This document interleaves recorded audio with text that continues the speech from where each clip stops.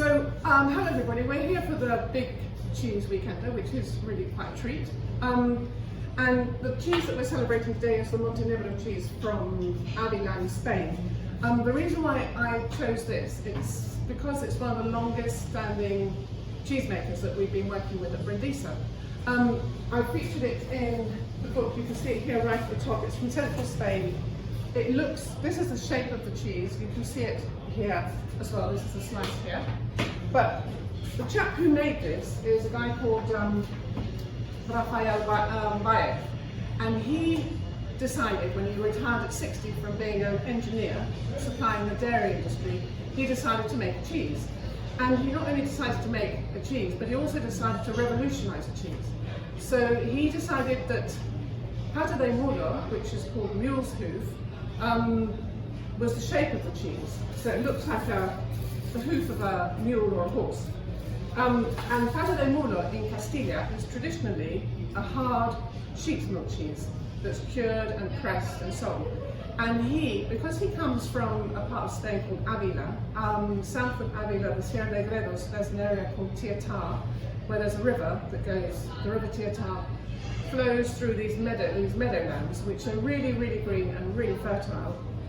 And they have goats, predominantly they have goats there. So he decided, instead of following the traditional recipe of sheep's milk cheese that's pressed and cured, which is the pata de mulo of Castilla, he decided to use his local milk, which was goats. He decided to do a lactic recipe instead of an enzymatic recipe, but he used the old-fashioned pata de mulo shape.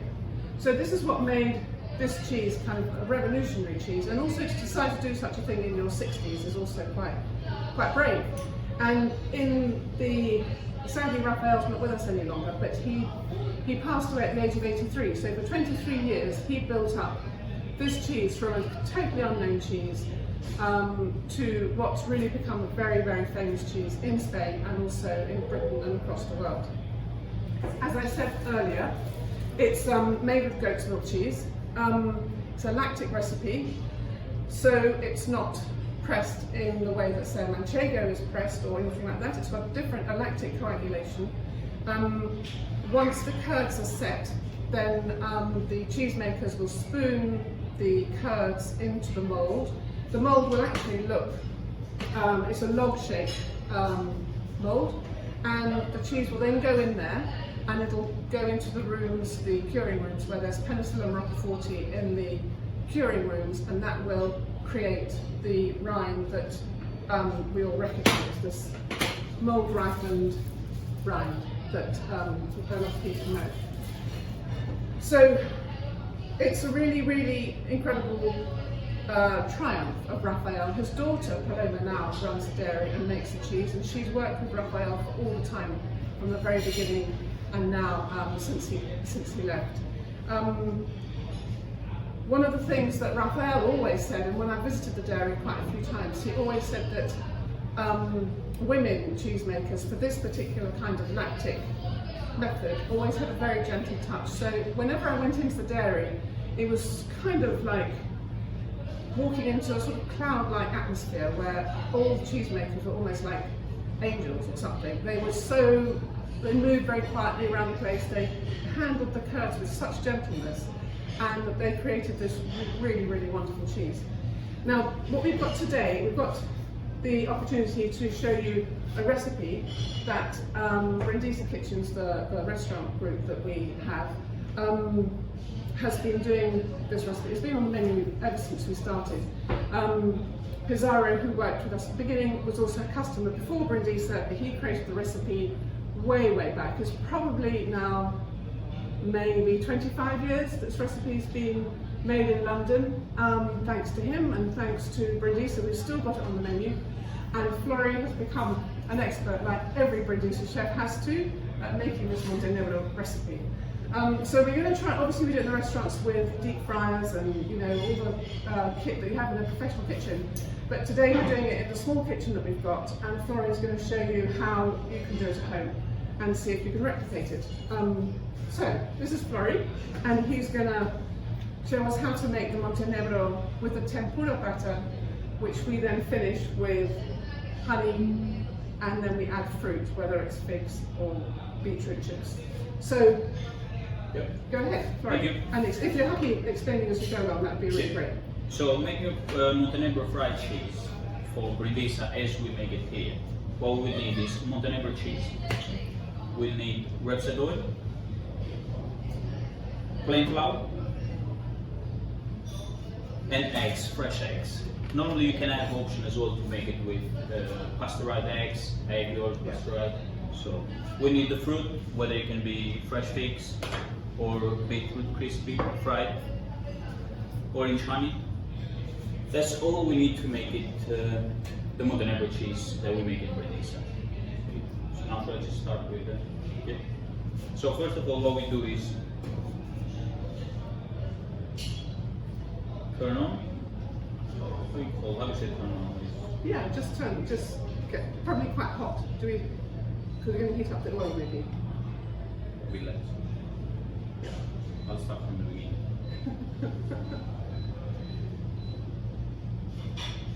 I don't know how many dishes of this we sell in the restaurants, but we almost have a kind of demonstrations from customers. When it's not on the menu, they do get particularly unhappy. But obviously it's an artisan cheese, so you can't promise to have it every day of the year in the same quantities, so we have to manage that a little bit. Okay, so we turn on the induction, take the rapeseed oil,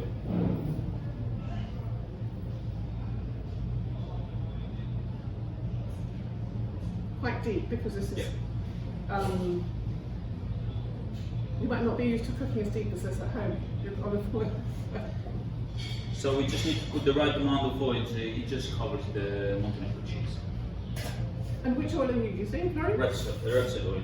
Rapeseed oil, Yeah. yeah, because much lighter in flavour, then it doesn't contaminate doesn't get too mixed up with the cheese flavours. Then we just take eggs that we have to break them and whisk them.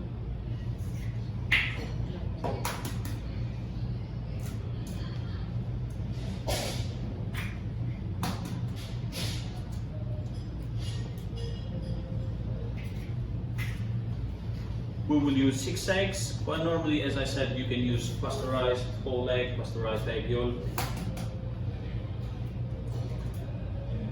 How many slices are you providing for here, reckon? For in here, exactly for 5 portions. For 5 portions? Yes. Yeah. So I hope you've got a big family.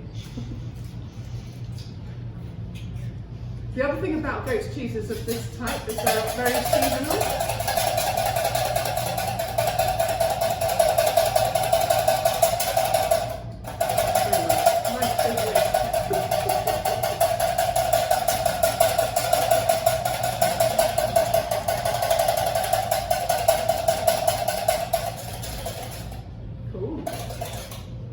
Just whisk the eggs. Nice.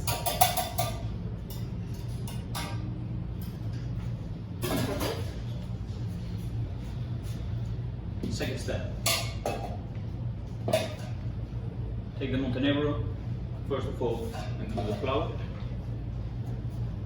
both sides. Nice. Yep. Then straight into the egg. Just make sure it's all covered. This is. And then just straight again in the flour.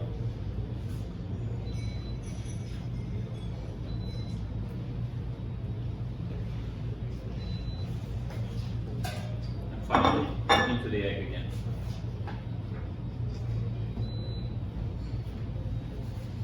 So, I'm not very good at induction.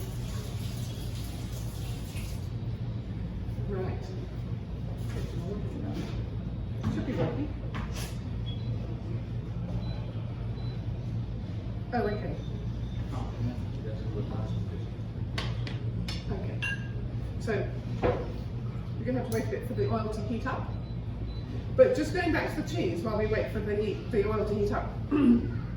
It is, goat's cheese generally is quite seasonal in terms of its production. I mean, in Monte Enebro they do manage, because they work with lots of goat farmers, who then schedule their kidding, or when the little goats are born and when they come into milk. So that most of the year they have production of milk, but the most abundant time is in the spring, when we have a fantastic supply of very rich cheese that the goats will have fed on very rich new grass with lots of herbs and so on. So it'll be a very aromatic, almost citrusy milk that will come through into the cheese. Okay, here we go. We just had to change the pan, because the one we had before, you know, the connection between induction and the pan, it wasn't that right. So we just had to change it so we can get the full temperature. So first of all, how we try if the oil is too hot is exactly the temperature that we need. Take a piece of bread and just throw it into the oil. So as we can see, it's ready.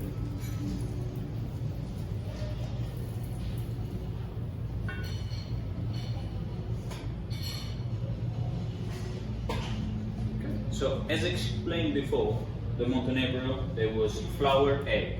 Flour, egg is all ready, the oil is ready, so we just need to add the Monte Enebro to it.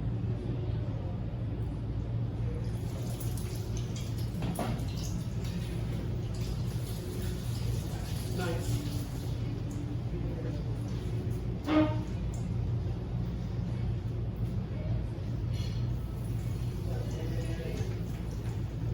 Just shake it a bit to get the So basically each side will take us 20 to 30 seconds just to get fried enough. Mm-hmm.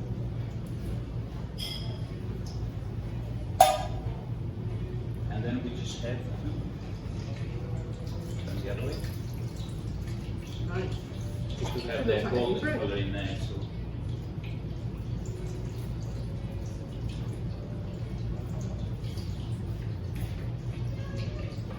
Looks a little bit like French toast.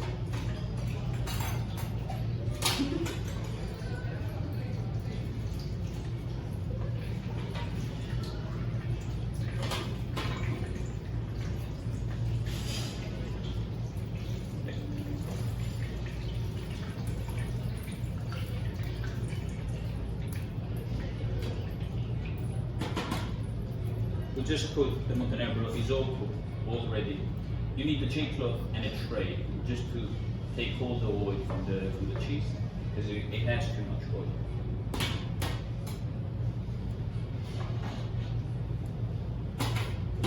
So we just pass it on the plate.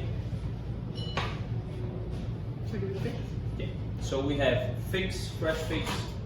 Is up to you. You can either choose fresh figs or beetroot crisp.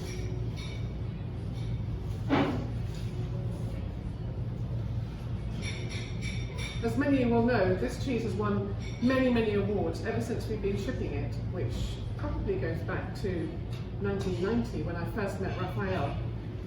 It's been a real triumph for the cheese, competing even with its French counterparts or sort of all sorts of cheeses internationally. It's been a very popular and very successful. It's very interesting when you used to go to the house there, because the family used to live always next door to the dairy. The husband, Raphael, and his wife, and Paloma, they all lived in the house next door. And they've got all the certificates above their fireplace of all the prizes that they've won over the years, which they're so proud of. And we would sometimes go there and have a cup of tea or coffee mid-morning, and they'd always have the radio playing. And it was one of those funny things, whenever the certain activity in the dairy was going on that affected the actual radio frequency, they would then time how long they'd be able to have their coffee. They'd know that they have to go back for this next activity in the dairy, and they used to use the radio as their timer, which I thought was very sweet. So where are we now? First option, fresh figs. So normally what we have to do is just need to make the pan pretty hot, just mid-low, mid-heat. And just the fresh figs, just we need to leave them on the hot pan with no oil, just clean.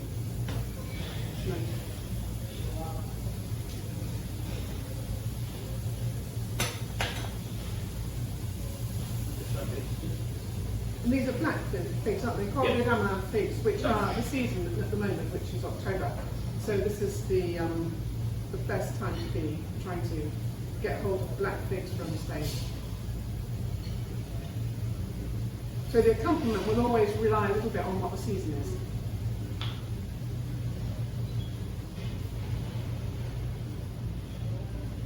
I'm going to get the best cherry. So the figs are ready, and we just take them and place them on top of the cheese.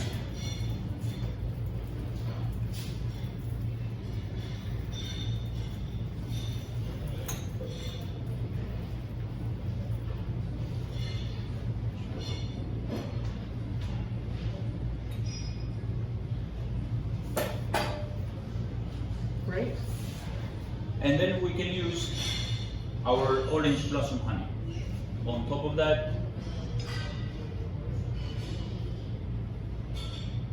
if you remember, goat's milk and goat's cheeses often have a very citric flavour to them, and therefore using the orange blossom honey is a very, very good pairing because of the citric flavours and tones that you often get in goat's milk cheeses.